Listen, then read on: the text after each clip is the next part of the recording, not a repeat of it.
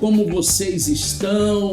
O meu nome é Eduardo Maciel, sou psicanalista, sou professor de psicanálise clínica e institucional e através do Instituto FASTEP nós estamos juntos nessa aula. Essa aula de hoje ela promete, porque hoje nós vamos falar de parafilias e transtornos parafílicos. Eu quero que você esteja bem atento a tudo que nós vamos falar nesta aula de hoje. Tire as suas dúvidas, consulte o teu material de apoio, a tua apostila, para que a gente possa ampliar o nosso conhecimento e que o nosso conhecimento seja um conhecimento avançado. Hoje nós vamos falar sobre compreendendo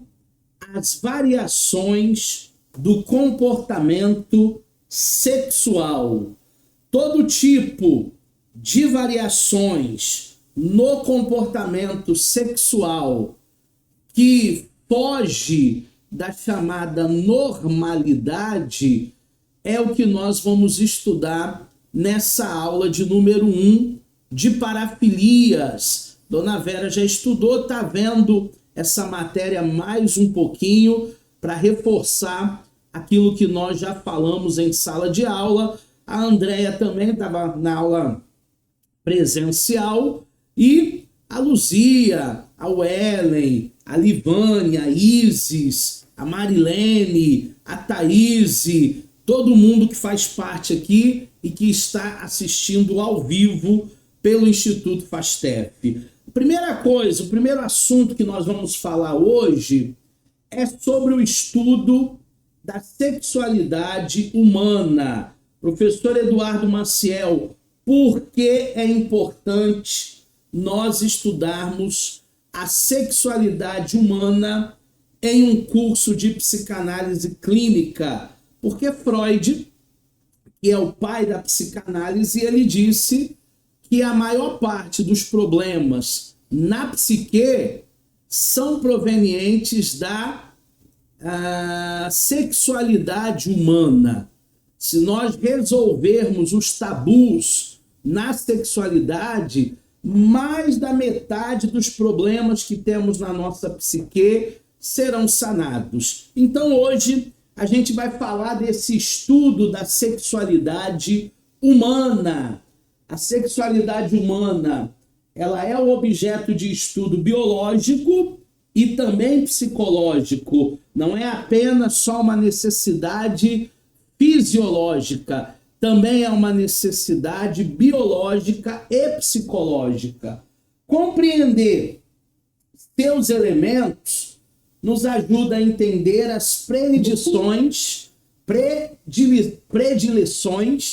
e possíveis desordens que intervêm nas relações. Então, quando a gente começa a estudar mais profundamente a psique humana, quando a gente começa a estudar mais profundamente os problemas sexuais, quando a gente começa a entender melhor a energia psíquica, nós então passamos a compreender todo tipo de desordem, todo tipo de transtorno.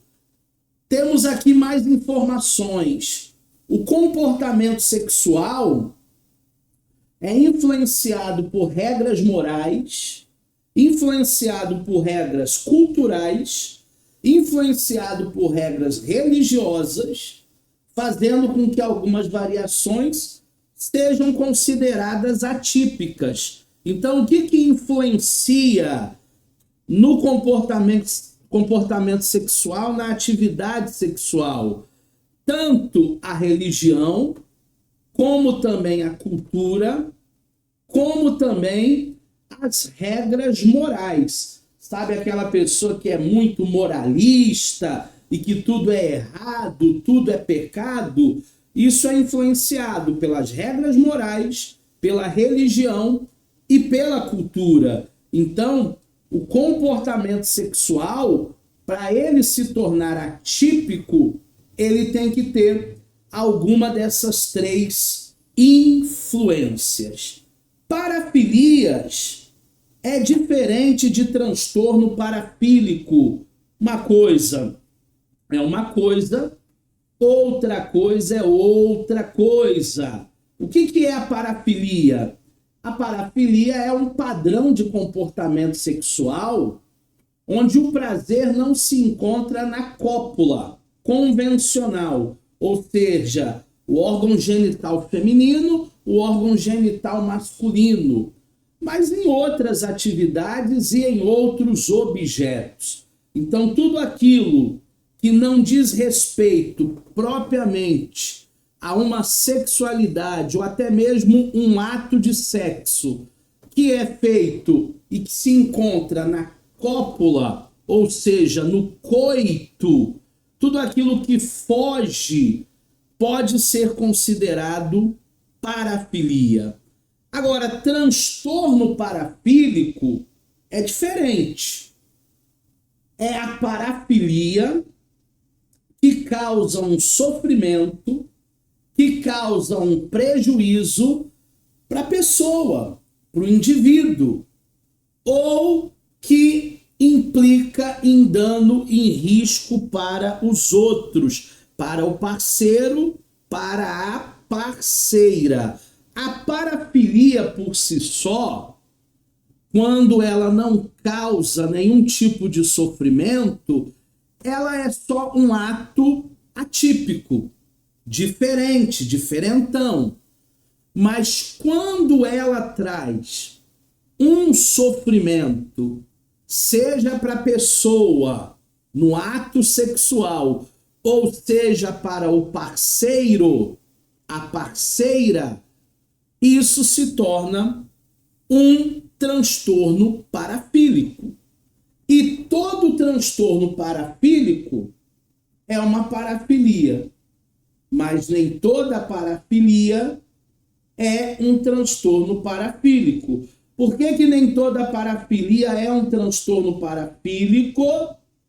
Porque pode não causar sofrimento.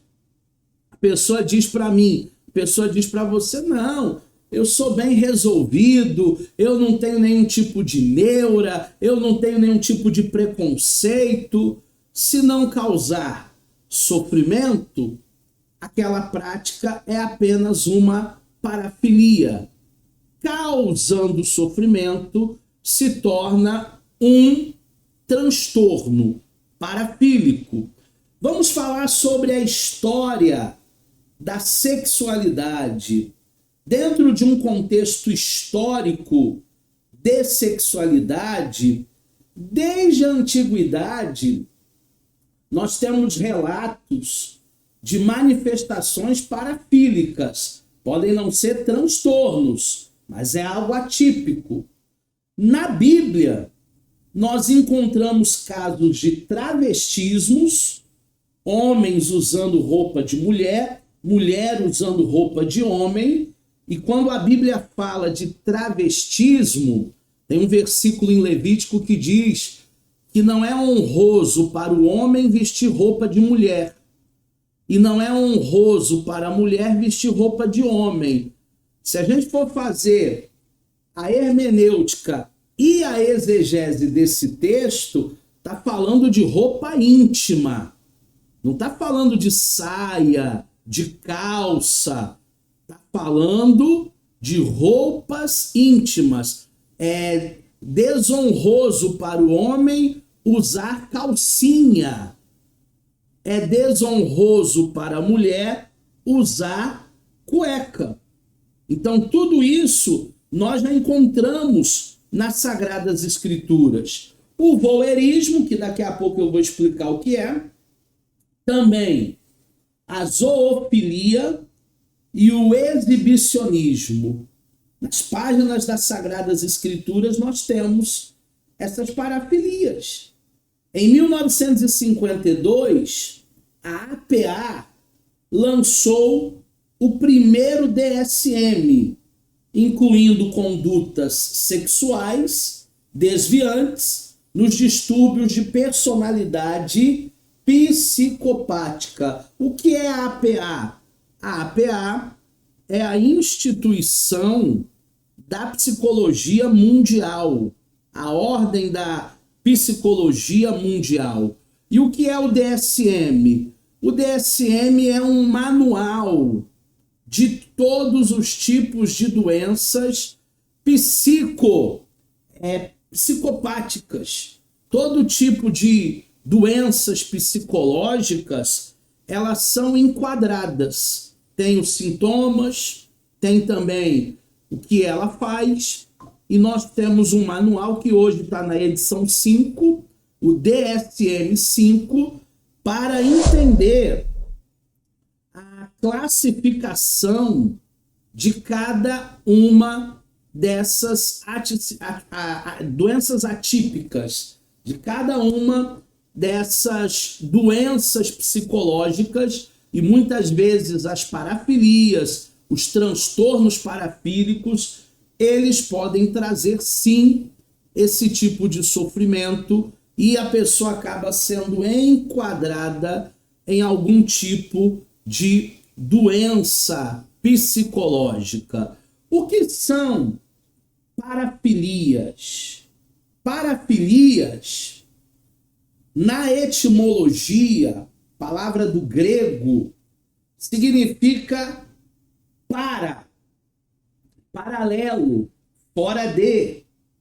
E filia significa amor, apego, forma de amor paralela às consideradas condutas comuns. Então, parafilia é um amor paralelo, é um amor fora, é um amor que é considerado um amor em comum. E aí nós teremos variações desse comportamento sexual que fogem ao padrão estabelecido pela sociedade. A sociedade, no tocante a relacionamento sexual, ela construiu um padrão. Ela construiu o que nós chamamos de normalidade. Tudo aquilo que foge desse padrão que a sociedade instituiu, tudo aquilo que foge dessa normalidade, aí nós podemos classificar como parafilia. Definições, segundo o DSM-5, é a última edição que nós temos, e provavelmente daqui 2 ou 3 anos nós teremos o DSM-6. Parafilia representa qualquer interesse sexual intenso, persistente, que não é aquele voltado para estimulação genital ou para carícias preliminares com parceiros humanos que consentem e que apresentam o fenotipo normal da maturidade física. Então, parafilia é todo interesse intenso e também persistente. Não pode ser enquadrado como uma curiosidade de adolescente que faz determinada coisa uma vez e depois nunca mais faz aquilo. Não. A parafilia é algo recorrente, é algo persistente. A parafilia é algo que acontece há mais de 6 meses, fora dessa normalidade, fora do que nós sabemos que é de fato o que 2 pessoas, 2 seres humanos realizam no ato sexual. Existe o sexo que nós conhecemos como convencional e existe também a realidade. Nem sempre a realidade ela é convencional. Dentro de um padrão social, nós temos os heterossexuais, homens que se relacionam com mulheres, mulheres que se relacionam com homens. Nós temos um sexo convencional coital, natureza com natureza, prazeroso, recreativo, procriativo, para procriar, para termos filhos, e monogâmico. Um homem para uma mulher para um homem. Agora nós temos a realidade do século XXI, que é uma realidade individual, que é uma sexualidade humana complexa, variada, nada convencional, fora dessa lista que eu coloquei ao lado aí em vermelho, e as características sexuais e individuais hoje, em 2021, elas não devem ser taxadas como algo anormal ou como algo perverso. Porque você, formando-se como um psicanalista, lá na sua clínica, as pessoas de todas as preferências sexuais, elas vão te procurar. Homossexuais, bissexuais, pansexuais, mulheres trans, homens trans. E o psicanalista, ele não pode ser alguém preconceituoso, porque não precisa dizer nada para a pessoa. Só um olhar, a pessoa já vai saber se somos ou não somos pessoas preconceituosas. Hoje, nas nossas clínicas, existem pessoas de todos os gêneros, de todas as preferências sexuais. E o analista não pode olhar isso como anormalidade. Ele tem que olhar isso como um comportamento humano, como um grupo que, só pelo fato de ter procurado você, confiado em você, é porque ele precisa de ajuda, é porque ela precisa de ajuda, é porque essa pessoa precisa de acolhimento. Nós temos os grupos chamados grupos de parafilia, os parafílicos. As parafilias, elas são organizadas em agrupamentos classificatórios segundo as suas características. Então nós temos grupos de animais e crono, é a chamada zoofilia. Temos o grupo de objetos, temos o grupo interpessoal, temos o grupo de morte e dor, masoquismo, sadomasoquismo, e temos o grupo visual, exibicionista, o voyeurismo. Cada uma dessas parafilias nós vamos estudar hoje. Cada uma dessas parafilias, desses grupos, nós vamos fazer com que você entenda e clareie para você o que a pessoa pratica, o que ela pensa, para que você não seja uma pessoa pré-conceituosa. O primeiro grupo, está aí na tela, é o grupo dos interpessoais. Esse grupo interpessoal, ele é formado pelo exibicionismo. O exibicionismo é uma parafilia. É o prazer em mostrar as partes do corpo, mais precisamente as genitais, para a pessoa desprevenida. Então são pessoas que gostam de andar nuas, são pessoas que gostam de andar com roupa curta, são pessoas que gostam de mostrar as genitais, são exibicionistas. O segundo grupo desses interpessoal, a segunda parafilia, é o fronteurismo. Quem são os fronteuristas? São aqueles que têm excitação em ficar se esfregando em outras pessoas em lugares públicos, no metrô, no ônibus.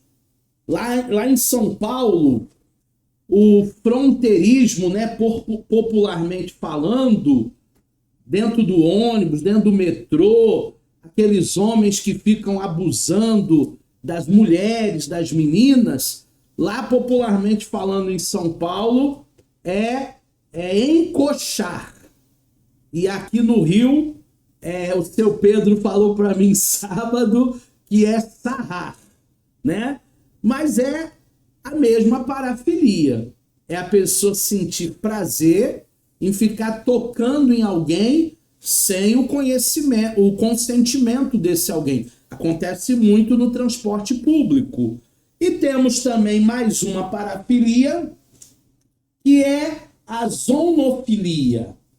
A zoonofilia é o prazer em acordar os parceiros, ou até mesmo gente desconhecida que dormiu com ele, com ela, com carícias sexuais. Então a pessoa, ela nem acordou ainda, mas o outro já está mexendo na coisinha dele e na coisinha dela.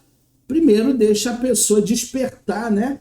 Para depois rolar aquele clima.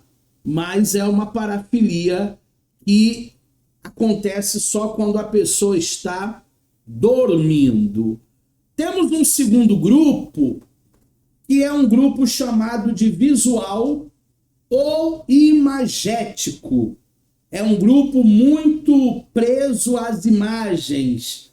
E as imagens, obviamente, trazem imaginações.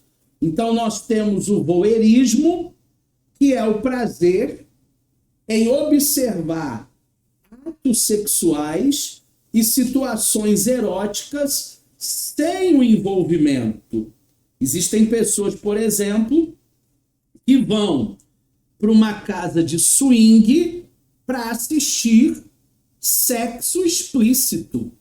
Então, é o voyeurismo.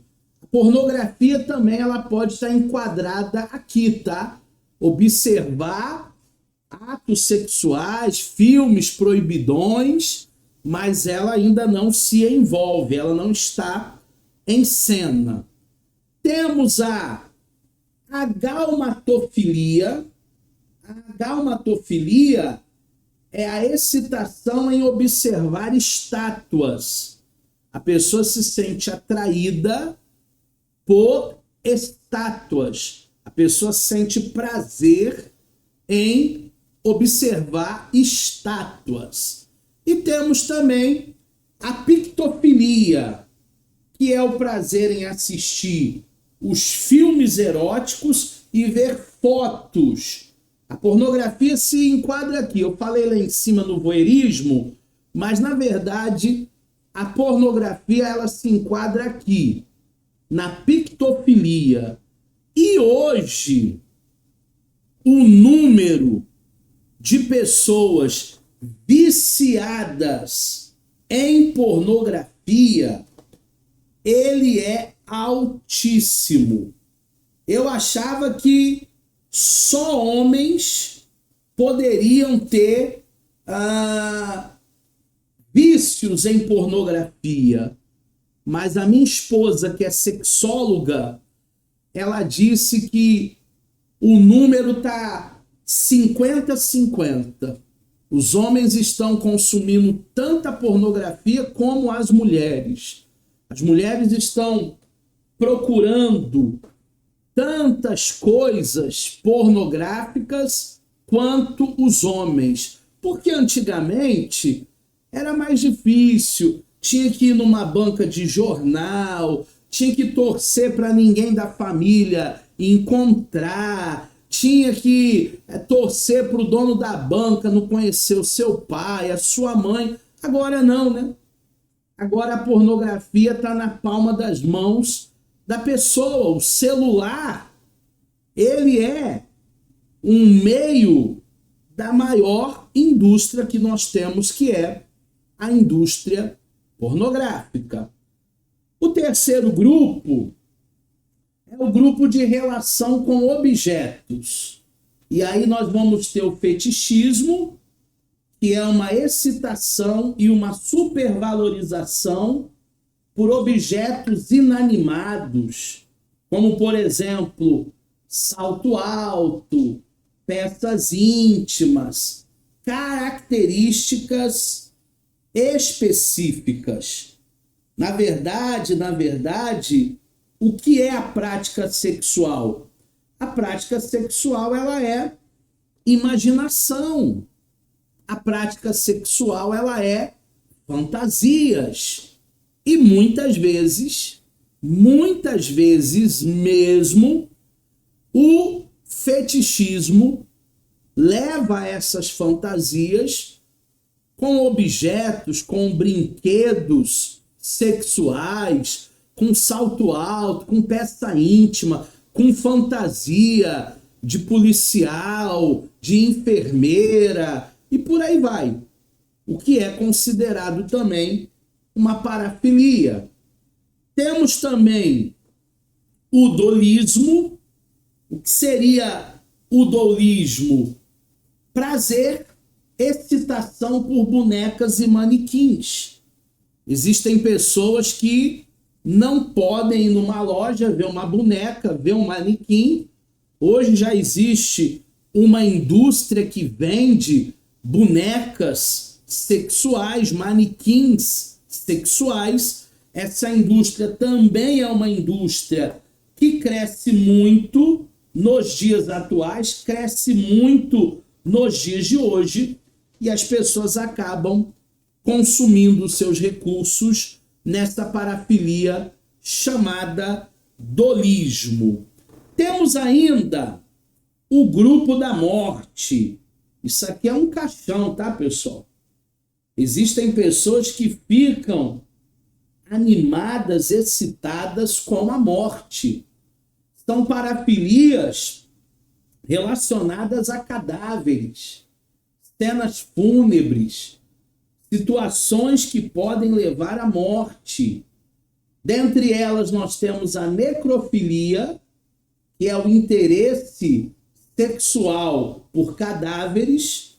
O seu Pedro, que eu acho que é um dos mais antigos, né, da nossa turma, ele disse que bem antigamente haviam pessoas que procuravam ali os coveiros justamente para ter acesso a esses cadáveres.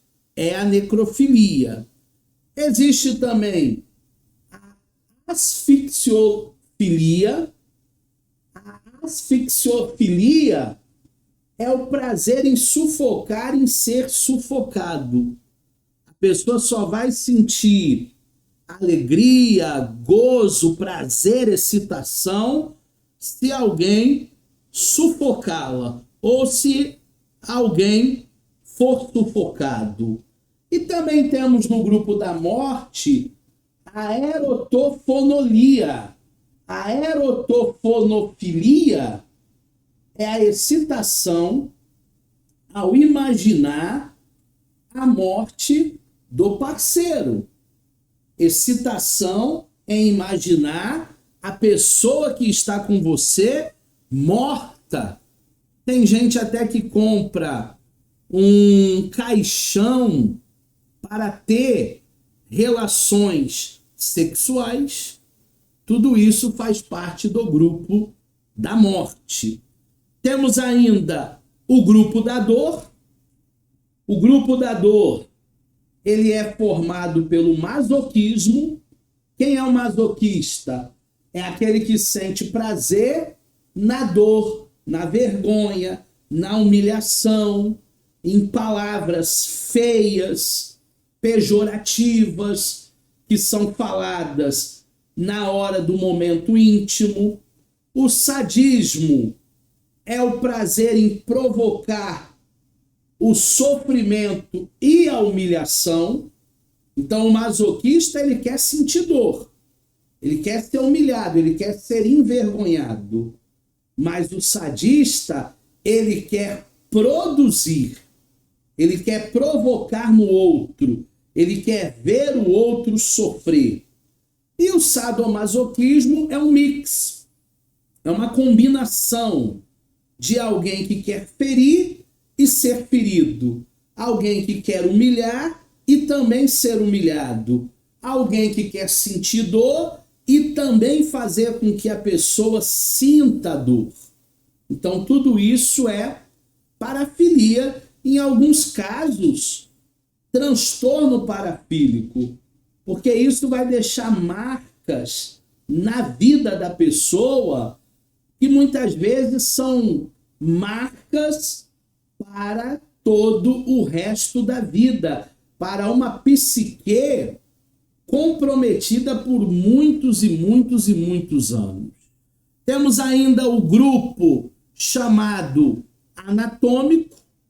Esse grupo ele tem prazer por partes do corpo e por ações corporais peculiares, anatômicas. Então, o que vem a ser isso? O primeiro time aqui de parafilias é a podofilia. A podofilia é a idolatria pelos pés, como um objeto de investimento libidinal.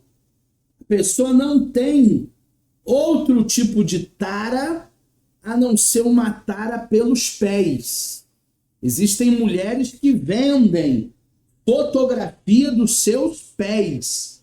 Isso já é uma indústria, isso já é uma idolatria, isso já é um comércio. O segundo tipo de parafílicos são os estigmatofilia. A estigmatofilia é a excitação por feridas, por cicatrizes, por piercings, por tatuagem. Então a pessoa ela só vai querer se relacionar com pessoas que são tatuadas, tem cicatriz, tem piercing. E mais um grupo de parafílicos aqui são os da morfofilia. Na morfofilia, o prazer está nas características anatômicas que podem ser peculiares, que podem ser excêntricas. Teve uma aluna que falou pra gente, eu acho que ela era até da turma da Dona Vera, que disse que conheceu uma pessoa que só queria se relacionar com gente amputada. Se tivesse as duas mãos e tivesse os dois pés, os dois braços, não servia. Tinha que ter uma amputação, ou nas pernas ou nos braços. Isso é uma parafilia. Isso é um transtorno parafílico. Se uma pessoa fosse com dois pés, duas mãos, não queria. Tinha que ter alguma excentricidade. Temos ainda o grupo parafílico da personificação. Esse grupo está incluso o travestismo. Quem são os travestis? São aqueles que têm excitação em se vestir como sexo oposto, seja durante uma relação sexual, seja no dia a dia. Tem pessoas que têm o prazer apenas em sair vestido de mulher no carnaval, mas tem pessoas que fazem disso uma prática de vida. Temos também a autonepifilia. A autonepifilia é o prazer em fingir que é um bebê, que necessita de cuidados, aí pede para colocar fralda nele, mas é um adulto. Aí pede para tomar mamadeira, aí começa a falar como um bebê na relação sexual, na cama. É um grupo também de excêntricos, né? Querem se passar por bebês. Temos o grupo olfativo. Nesse grupo olfativo existe a misofilia, prazer em cheirar, prazer em mastigar, prazer em usar roupas sujas, roupas íntimas, objetos de higiene usados, absolventes femininos. Tudo isso é transtorno parafílico. Imagina o cheiro desse negócio. Olfatofilia, excitação pelo cheiro do corpo e também pelas partes genitais. A pessoa gosta de cheirar aqueles lugares, como diz a minha esposa, mais obscuros. Aqueles lugares que nem sempre o cheiro é agradável. Existe um odor, tem que ser muito bem lavado, mas existem pessoas que não gostam que lavem. Quanto mais mal cheiroso, melhor. São parafilias, são transtornos parafílicos. E tudo o que a gente está vendo aqui, se ainda pode piorar um pouquinho mais, tem o grupo de fluidos e também o grupo de excrementos. Ai, professor, que nojo! Como é que o ser humano chega a esse nível? Para você ver como são as nossas psiques humanas. Urofilia, o prazer está na urina humana ou na urina do animal. Coprofilia, a excitação está em cheirar ou manipular fezes. Coprofagia, o prazer está em ingerir fezes, podendo até contrair uma infecção sexualmente transmissível. É importante dizer que essas parafilias, elas podem apresentar sérios riscos de saúde física mesmo, porque a pessoa está exposta a todo tipo de contaminações. Então, se você acha que a mente humana, ela muitas vezes trabalha na normalidade, engana-se você, engana-se eu. Muitas vezes, a mente humana, ela trabalha na anormalidade. Ela trabalha em coisas esquisitas que é até difícil de acreditar. Se nós não fôssemos estudiosos da psicanálise, da sexualidade, da sexologia, a gente não acreditava. Só acreditamos porque estamos estudando. Temos também o grupo dos animais. O grupo dos animais é a zoofilia. Zoofilia é o prazer em manter relações sexuais com animais. Cabra, vaca, cavalo, égua, por aí vai. Temos a formicofilia.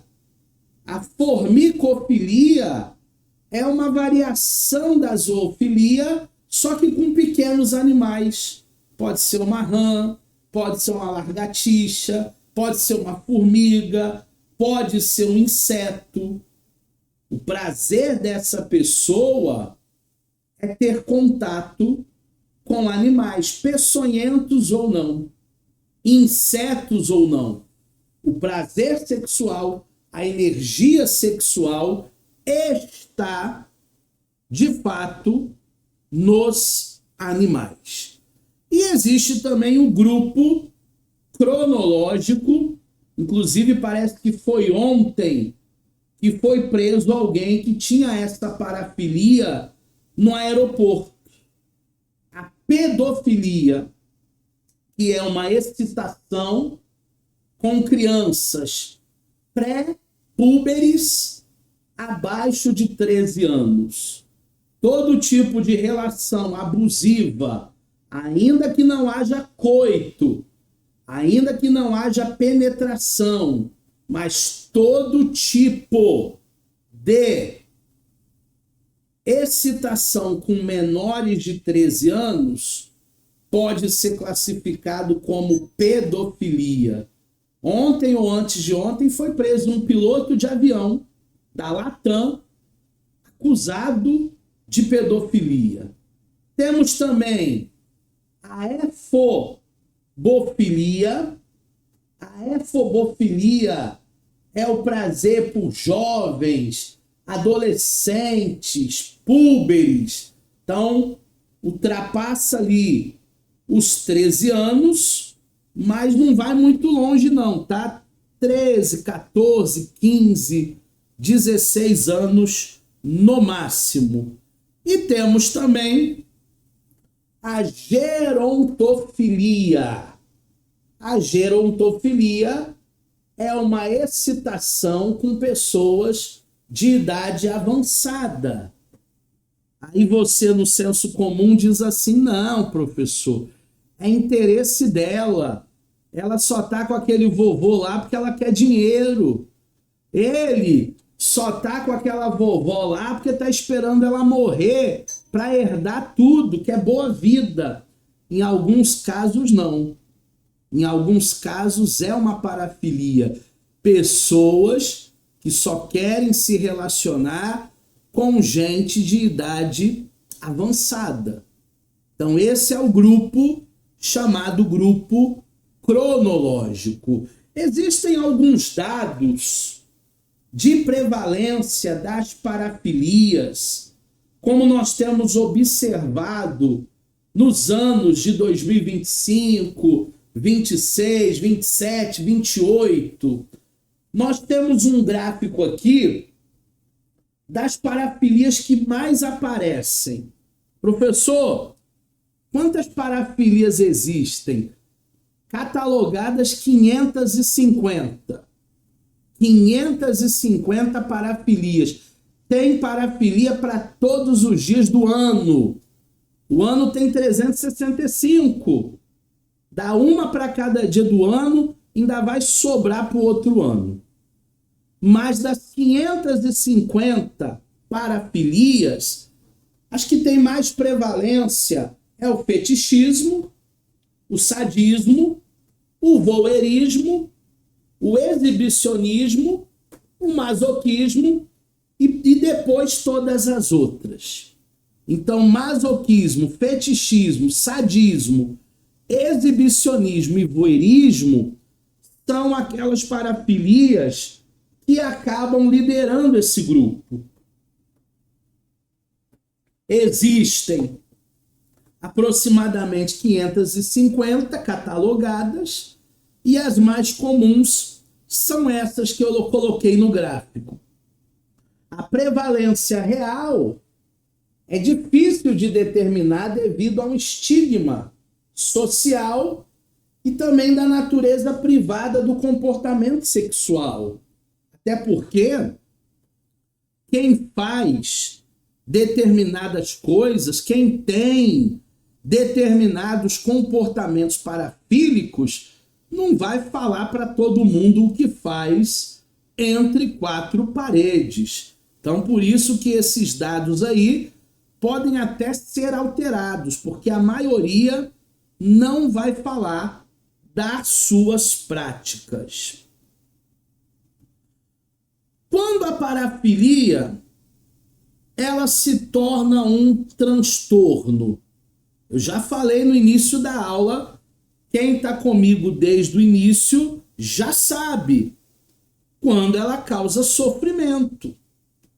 Um transtorno parafílico é uma parafilia que está causando prejuízo, está causando sofrimento para a pessoa, para o indivíduo, cuja satisfação implica no dano ou no risco de dano de outros.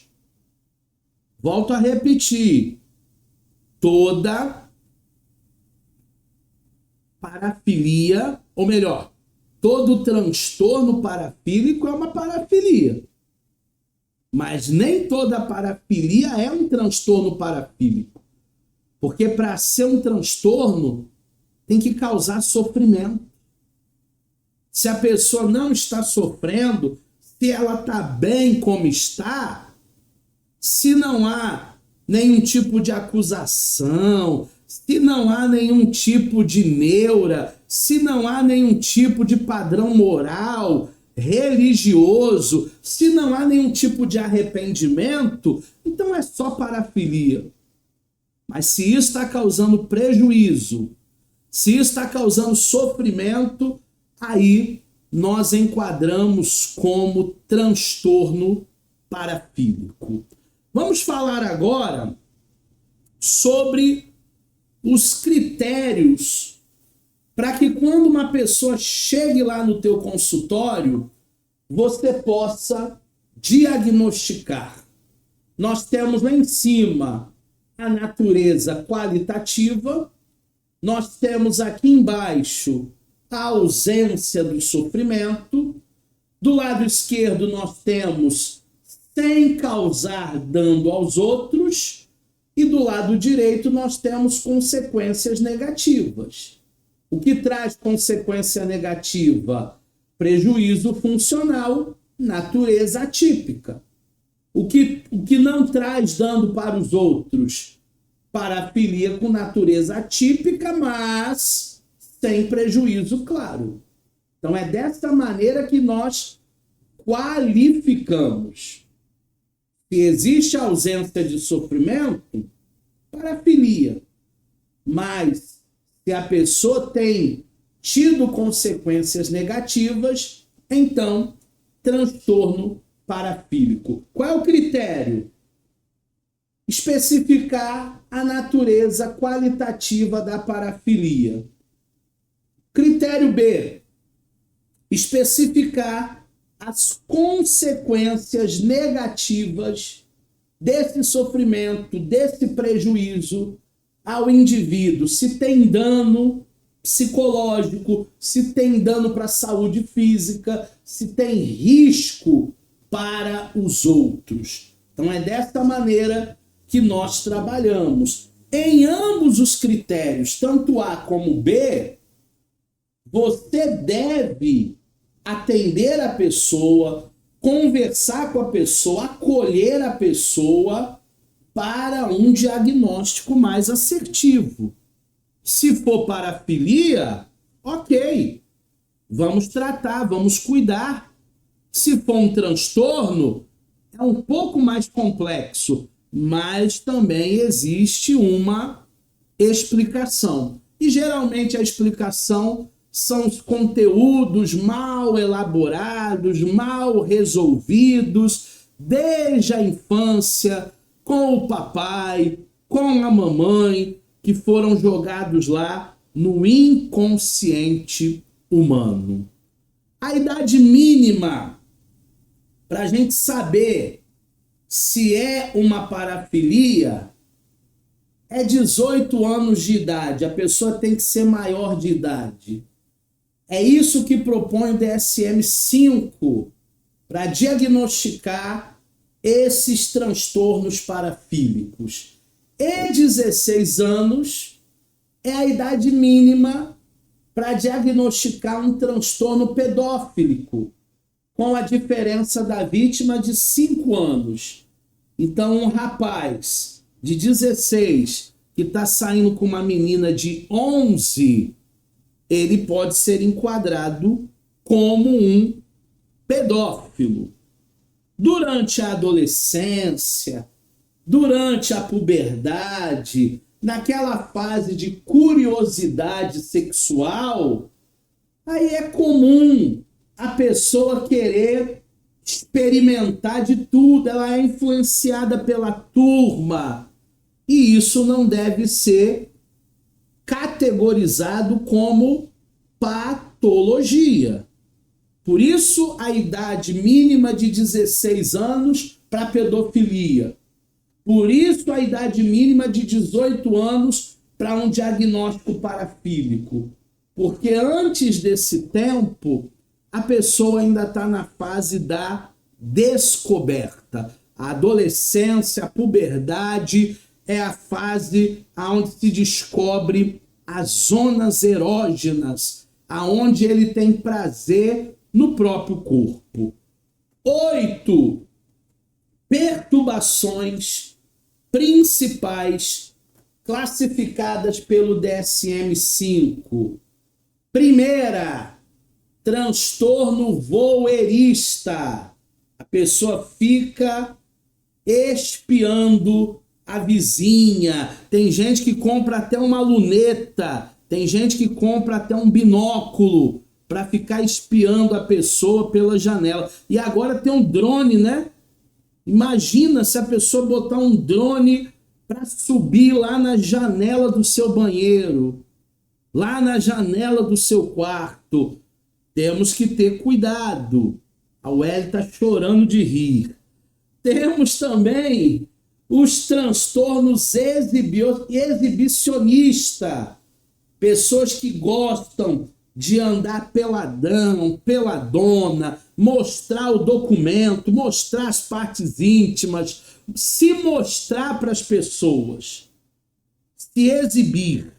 O próprio nome diz, né? Parte íntima. Então ninguém tem que ficar vendo. Se é uma parte íntima, faz parte da intimidade da pessoa. Ah, mas está muito calor, tem que botar roupa curta. Meu Deus. Número 3. Transtorno fronteirista. É aquele que fica no transporte público se esfregando nas mulheres ou nos homens também. Transtorno do masoquismo sexual. É aquele que quer produzir o sofrimento, mas é aquele também que quer sofrer. Existem pessoas em uma relação que só sentem prazer quando elas são humilhadas, quando batem, quando sufocam, quando até xingam de palavras horríveis. 5º, transtorno do sadismo. 6º, transtorno pedófilico. 7º, transtorno fetichista, aquela pessoa que sempre quer apimentar a relação. E qual é o problema das fantasias sexuais? Vamos dizer que o marido de alguém tenha atração por uma fantasia de enfermeira.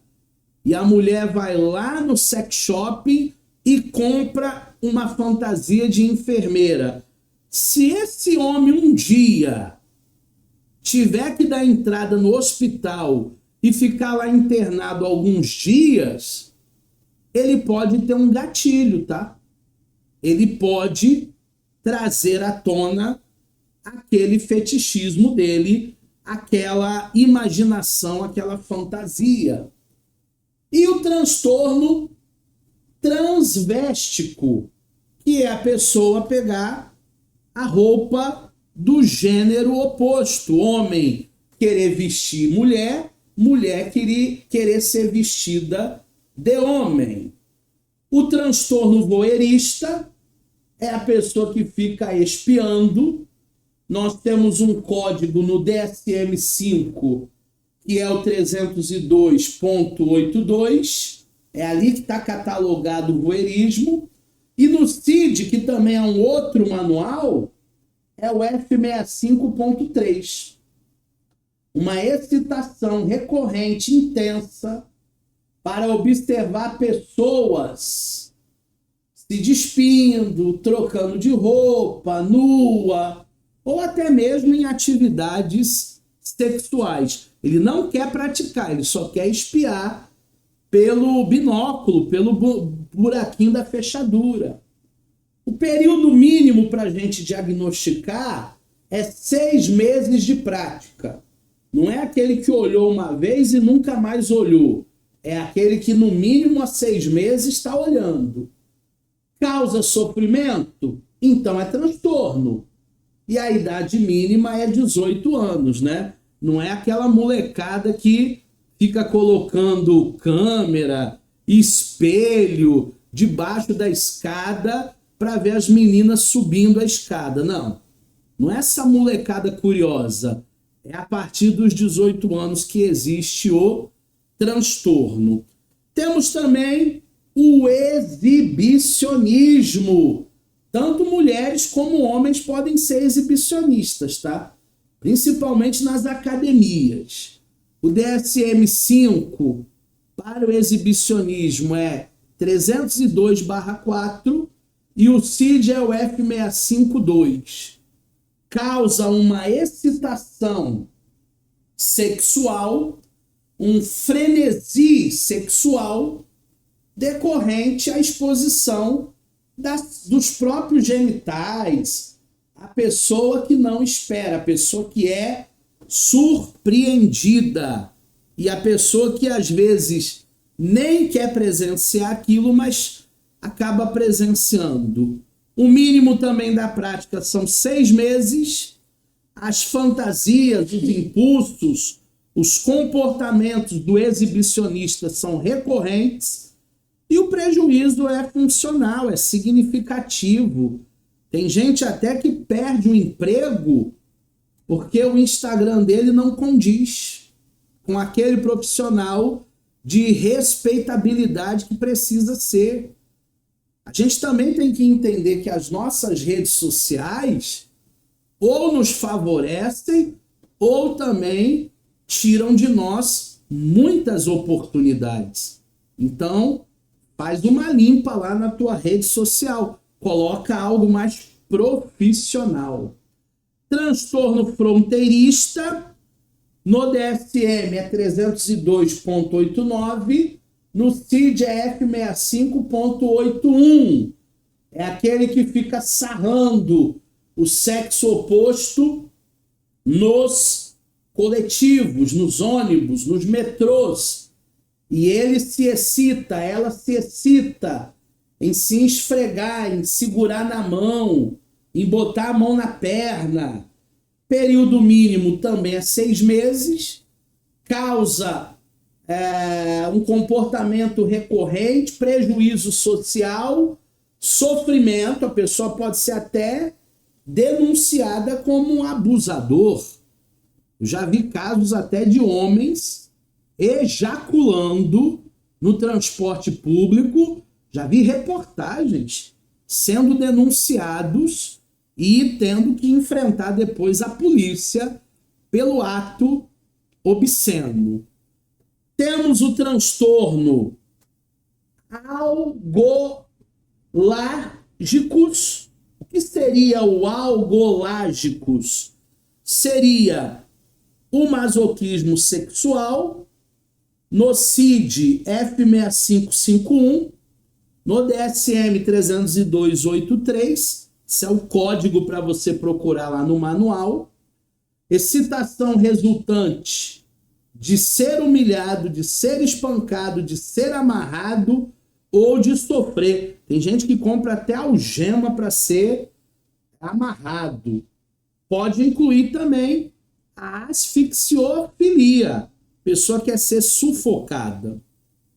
E o sadismo sexual, o código no DSM-5 é o 302,84 e no CID é o F6552. É a excitação resultante em causar sofrimento para o outro. Sofrimento físico, sofrimento psicológico para a outra pessoa. Causando esse sofrimento também caracteriza-se como um transtorno. E aí todo mundo sofre, né? A pessoa sofre e o outro parceiro também acaba sofrendo. Temos ainda os transtornos pedófilos. Como é que alguém pode ter atração por uma criança? Não dá para entender. No DSM-5 é 302,2. No CID é F65, 5. Fantasias, impulsos, comportamentos envolvendo atividade sexual com crianças, geralmente abaixo de 13 anos. O diagnóstico para transtorno pedófilo, mínimo 6 meses, idade mínima da pessoa 16 anos e pelo menos 5 anos de diferença da vítima. Também um rapaz de 16 anos com uma menina de 15 não tem 5 anos de diferença. Aí não é pedofilia. Pedofilia são 5 anos de diferença.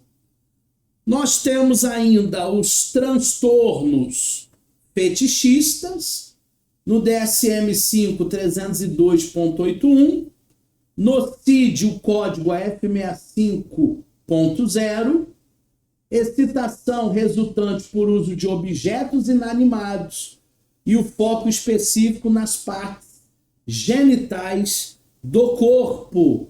Então tudo isso é fetiche, chicote, algema, brinquedos sexuais. Não se limita para artigos de vestuário, ou travestismo, ou dispositivos de estimulação genital. Esses fetiches aí têm muito a ver também com a imaginação. E tem gente que tem uma imaginação tão fértil, mas tão fértil, que parece até que ia para vídeo cacetada do Faustão, né? De tanta imaginação fértil. Temos o transtorno transvéstico, no CID F651, no DSM-5 302.3. Mais uma vez eu coloquei uma foto até comportada aqui, para vocês não ficarem tão chocados. Excitação sexual em se vestir como sexo oposto. Cross-dressing. Não sei nem falar direito essa palavra, mas imagine uma esposa chegando em casa porque saiu mais cedo do trabalho e encontrar o marido dela vestido com o sutiã dela, com a calcinha dela. Deve ser decepcionante. Temos ainda o período mínimo para se vestir com roupas de homem ou com roupas de mulher.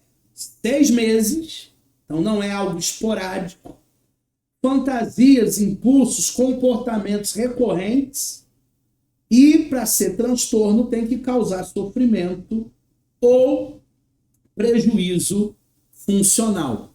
Caso contrário, não vai ser enquadrado como transtorno. Professor, só existem esses transtornos que até agora a gente viu na aula? Não. Existem outros transtornos parafílicos. Eu não disse que são 550?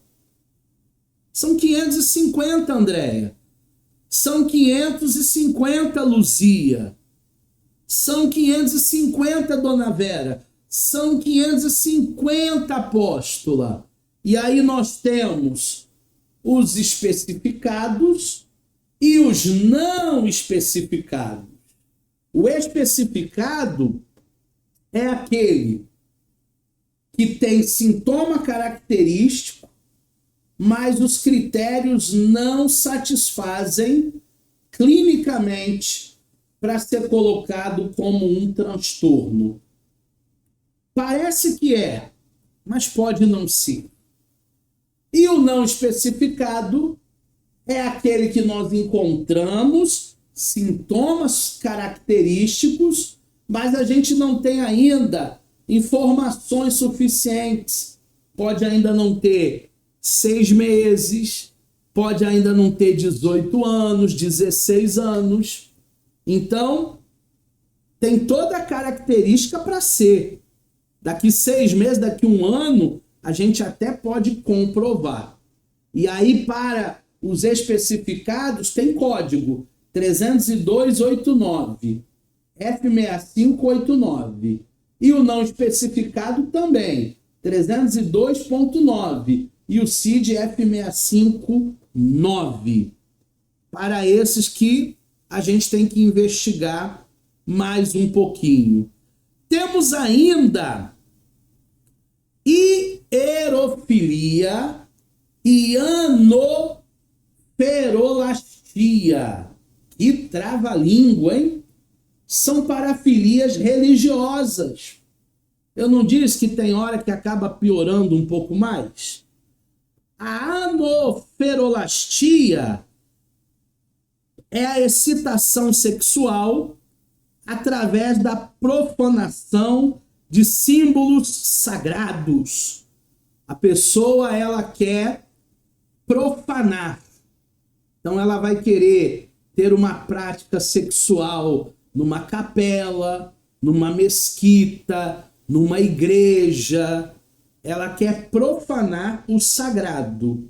E a hierofilia é a excitação por elementos sagrados, disfarçando-se de religioso, para que mantenha suas relações em igrejas. Ela tem atração por pessoas rezando, orando. É uma parafilia. Alguns anos atrás, a Rede Globo fez uma minissérie para atacar os evangélicos, que tinha mais ou menos uma cena assim, onde um padre ou um pastor, ele jogava uma Bíblia para o alto e ele tinha um relacionamento com uma moça bem mais nova do que ele, aqueles relacionamentos proibidos, né? Aquele amor proibido. Mas não respeitaram nem a Bíblia, colocaram a Bíblia ali naquela cena que, para mim, foi uma cena assim desnecessária, nem precisava daquilo. Outras parafilias, espectrofilia, excitação por fantasias, fantasmas, espíritos, deuses. Tem pessoas que querem fazer sexo com anjos, sexo com deuses.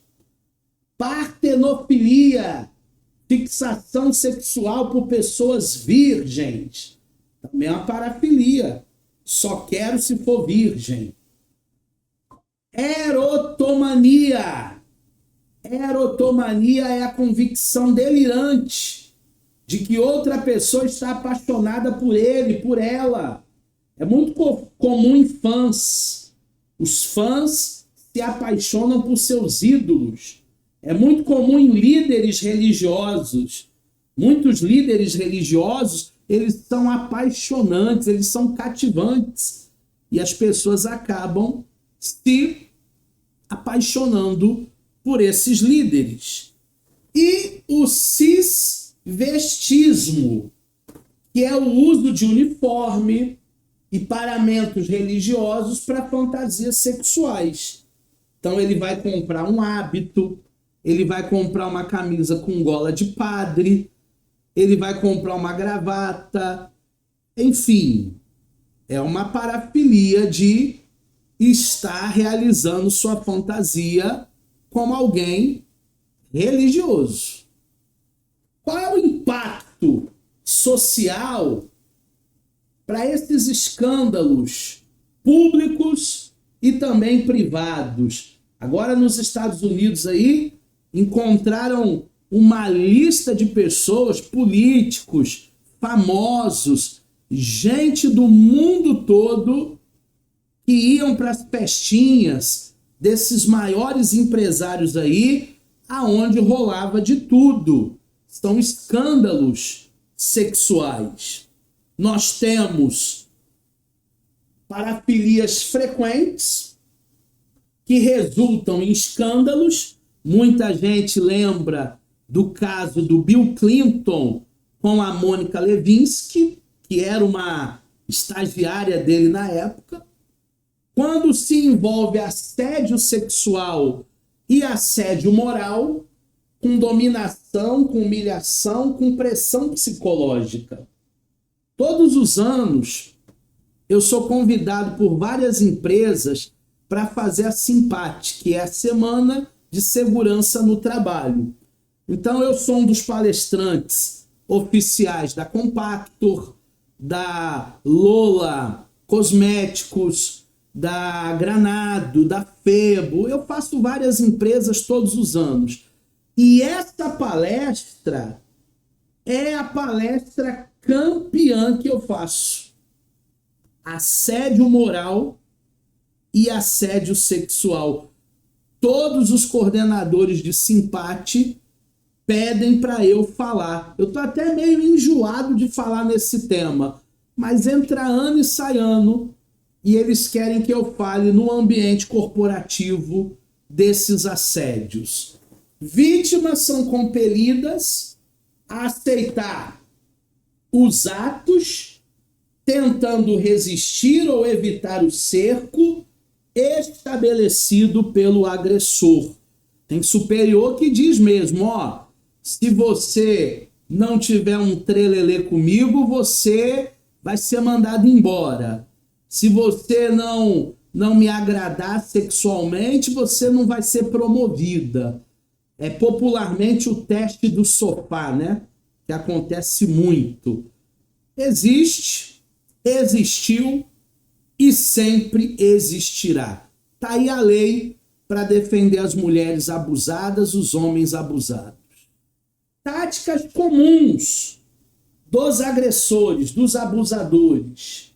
Primeiro, os abusadores instalam câmeras ocultas em banheiro, usam binóculo, usam até drone para vigiar suas presas, as suas vítimas. Segundo, contato físico, toques, esfregadas, dar tapinha, morder, beijar, sem consentimento. Esse excesso de intimidade, principalmente no ambiente de trabalho, ele é muito prejudicial. E por último, os furtos, as pessoas que acabam roubando peças íntimas para ter uma satisfação olfativa.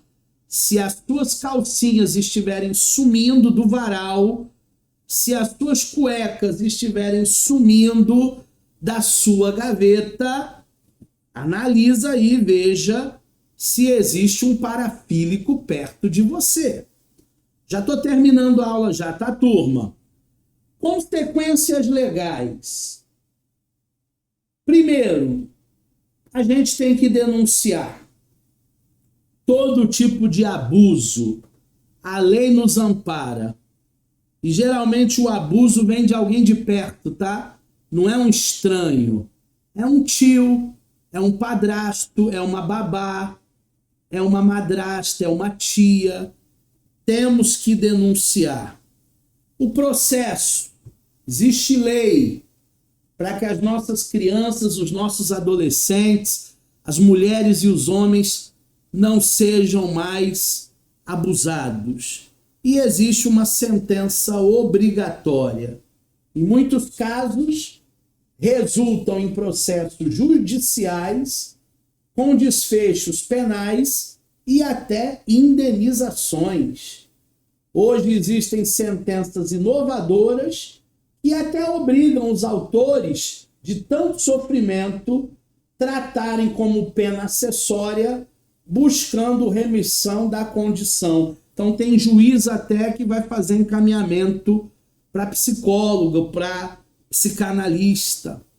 Transação penal, que pode incluir internação em clínicas sob supervisão médica. Porque se uma pessoa está vivendo dessa maneira, então ela precisa de fato de ajuda. E nós estamos aqui como psicanalistas para ajudar quem precisa. Despreparo do sistema judicial.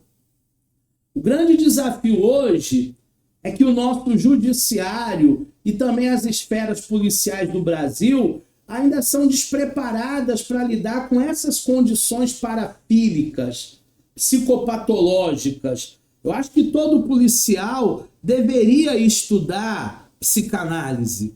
Eu acho que todo juiz, todo advogado deveria estudar psicologia.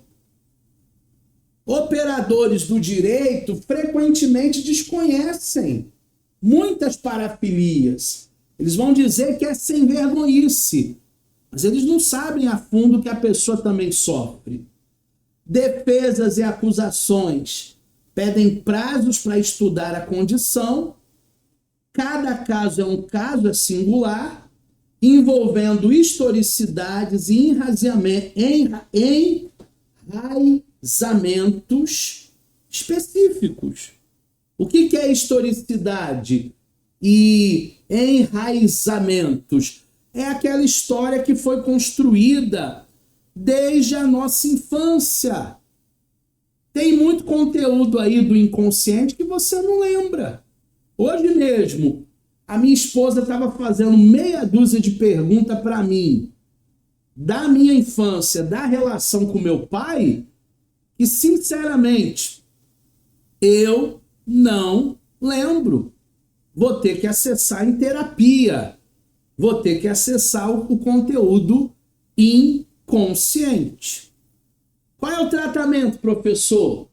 Quais são as abordagens terapêuticas para quem é parafílico? A necessidade de um tratamento deve ser analisada caso a caso, porque a Maria não é igual ao João, o João não é igual a Betânia não é igual ao Marcos. Considerando o comportamento individual e o prejuízo causado em cada um. Cada um vive o seu processo. Mas se ele procurou você no consultório, é porque ele precisa de ajuda. Psicanálise, psicoterapia, ajuda? Claro que ajuda. Recondicionamento orgástico, que é o que nós chamamos de transferir essa energia para outras coisas socialmente aceitáveis. Técnicas cognitivas comportamentais, desenvolvimento da empatia, tanto pelas vítimas como também para aqueles que causaram um grande mal para a pessoa. Chegamos ao final da nossa aula de parafilias e transtornos parafílicos. Espero que você tenha gostado da aula de hoje. Aqui estão as minhas redes sociais. Se você tiver qualquer dúvida, entre em contato comigo que eu vou tirar todas as suas dúvidas. Até a próxima aula.